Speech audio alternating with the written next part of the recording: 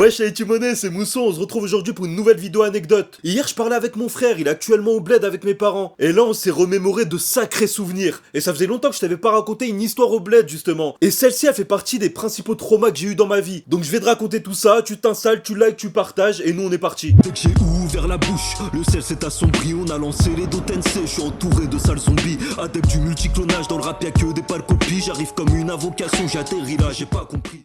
Comme d'habitude, je te resitue le contexte. Depuis tout petit, moi je vais au bled chaque année. Et quand on était petit, donc entre 5 et 10 piges, on avait 2 mois de vacances en été, donc les 2 mois on les passait là-bas. Pour information et pour rappel, moi je suis de la ville de Annaba en Algérie, donc c'est là-bas que je passais la plupart de mon temps en été. Cette histoire, elle s'est déroulée, j'avais à peine 5 piges. Donc c'était vraiment l'âge où je commençais à me faire mes souvenirs justement. Et on avait l'habitude quand on partait au bled de dormir dans la maison familiale, avec les grands-parents, les oncles, etc. Tu connais normalement. Pour ceux qui ont l'habitude de passer leurs vacances au pays, vous connaissez, en Algérie et peut-être ailleurs, j'en sais rien, mais l'après-midi c'est destiné à faire la sieste. Je sais pas pourquoi, peut-être parce qu'il fait 50 degrés et qu'il y a les flammes de l'enfer dehors, mais l'après-midi personne sort, tout le monde dort. Cette règle elle va concerner les petits mais aussi les plus grands, c'est pour tout le monde. La ville l'après-midi elle est morte frère. Mais quand t'es petit, t'as 5 ans, t'es au bled et t'es en vacances. Surtout que t'es hyper actif. Est-ce que t'as envie de dormir tous les après-midi en Algérie? Bah pas du tout frérot, faut que tu trouves des occupations. Pour moi en tout cas il était hors de question de dormir. Et avec l'autorisation de ma mère, en plein après-midi, j'avais l'habitude de sortir juste devant chez moi. Devant le portail, tranquille, je sortais avec un ballon et je jouais,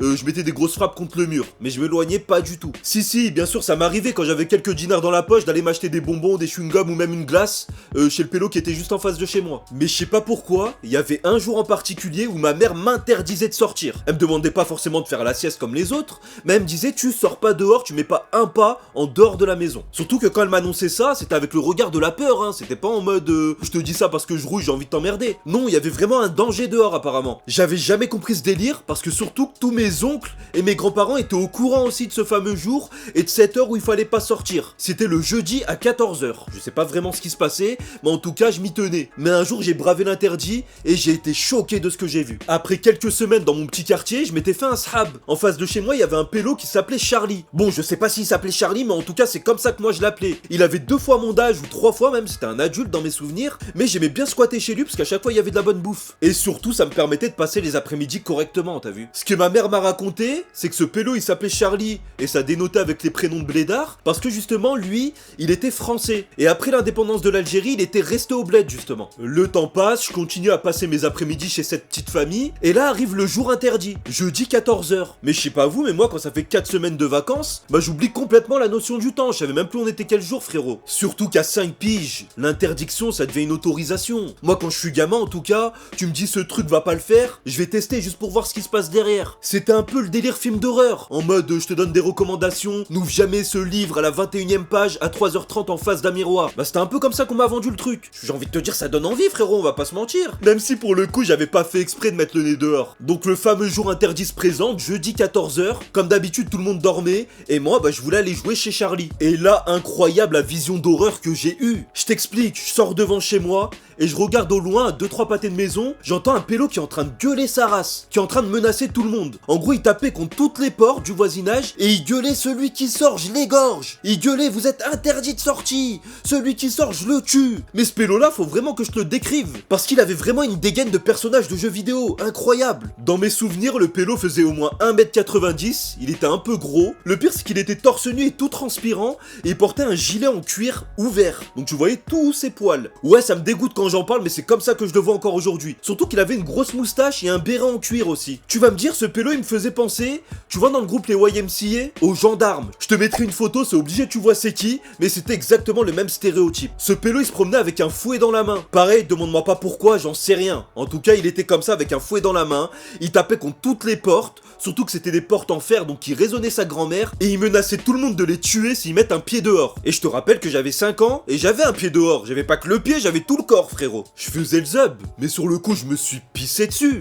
Sauf que j'avais plus le choix frère. Moi chez moi c'était une porte qui s'ouvrait que quand tu tapais. Ça veut dire de l'extérieur, je pouvais pas rentrer chez moi. Et le pélo, il était en train d'arriver peut-être à 20-30 mètres de moi. Tout ça en gueulant et en profanant des insultes, des menaces, etc. Et là, il arrive à ma hauteur. Ce truc-là, c'était pas une légende urbaine, hein. Tout le quartier était au courant qu'il allait passer ce jour à 7h et que c'était un pélo dangereux. Parce que personne sortait de chez eux, encore une fois. J'étais le seul à être dehors. Il arrive à ma hauteur, et là, avec la haine, il me soulève d'un seul bras. Il avait son fouet dans l'autre bras. Et là, il me regarde et me dit: qu'est-ce que tu fous dehors, sale gamin? Je lui explique et je commence à pleurer direct. J'avais 5 piges, hein, je vous rappelle. Je lui dis: non, mais j'étais dehors juste pour jouer. Pourquoi y a quoi et tout? Je comprenais pas, honnêtement. Et il était là en train de me dire: là, je devrais t'embarquer, t'égorger, te tuer. Il me dit: ils sont où tes parents? Et comme d'habitude, il frappe sur la porte super fort. Ça résonne à l'intérieur et ça réveille tout le monde. Moi, j'avais bien compris que j'étais dans la merde parce que c'était vraiment un pélo dangereux et je savais pas comment j'allais sortir de ce bourbier. Mais heureusement, il y a quelqu'un de la famille qui m'a sauvé. Et là, t'es en train de te dire: bah, t'as des grands frères, t'as tes oncles, ils ont dû venir et tout, c'est des barjots obligés, ils t'ont aidé. Pas du tout, frérot. C'est ma mère qui est venue m'aider et elle a eu un move incroyable. Je sais pas pourquoi, mais les mamans, elles ont un instinct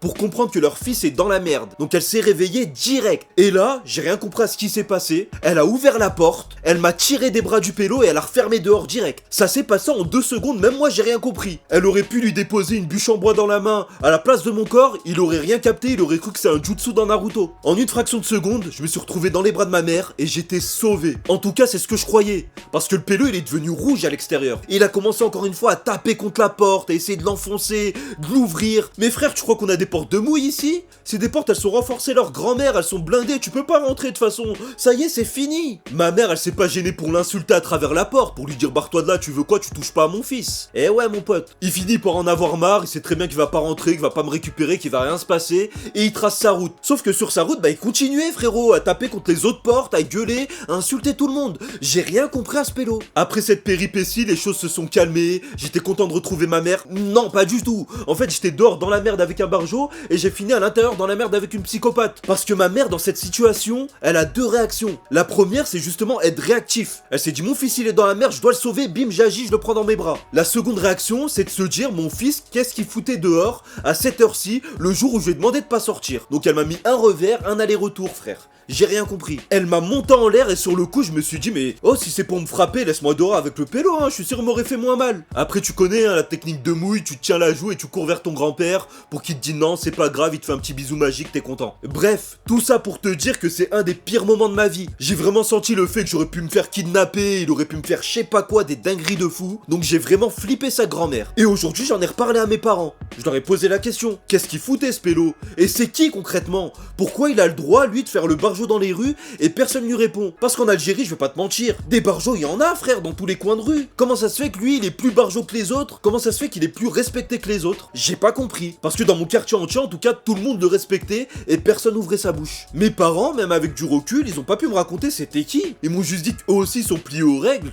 Quand ils sont arrivés au bled, on leur a dit: bah faites attention, tel jour à telle heure, il y a un barjo qui passe, faut pas te méniquer avec lui parce qu'il va vous monter en l'air. Et ils se sont dit: bah on va rester tranquille, c'est tout. Mais encore une fois, j'ai jamais compris l'objectif de ce pélo. Aujourd'hui, j'ai encore plein de questions qui me taraudent par rapport à ce pélo. Déjà, pourquoi il avait un horaire précis pour passer et un jour qui lui était consacré comme si c'était un jour férié? Et en plus, sa putain de tarasse, pourquoi tu zonais avec un cosplay des YMCA? Explique-moi, je ne comprends plus. Morale de l'histoire, qu'est-ce que tu fais encore avec Apple, pas sur Samsung? On arrive à la fin de cette vidéo, c'était Mousson, j'espère qu'elle t'a plu. Si c'est le cas, comme d'habitude, tu likes, tu commentes, tu partages à tes potes et surtout tu me rejoins sur tous les réseaux sociaux. Mousson TV, Mousson TV, Mousson TV. Allez, ciao!